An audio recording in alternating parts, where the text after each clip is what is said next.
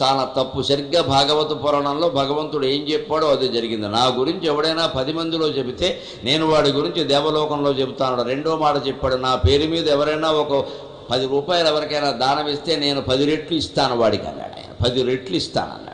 ఇంకా మూడో మాట చెప్పాడు, ఉద్ధవా తిరుగులేదయ్యా, చివరి మాట అయినా చిన్న మాట కాదయ్యా, లాస్ట్ బట్ నాట్ లీస్ట్, ఈ మూడో మాట గుర్తుపెట్టుకో, నన్ను ఎవరైనా మనస్సులో నమో నారాయణాయ, ఓం నమో భగవతే వాసుదేవాయ అన్న ఏదో ఒక భగవన్ నామంతో నన్ను మనస్సులో స్మరిస్తూ ఉంటే ఉద్ధవా నాకు మరో దారి లేదయ్యా, నేను వాడు ఉన్న చోటే ఉంటా అన్నాడు. ఆ స్మరణ, నిరంతర స్మరణ అంత గొప్పది.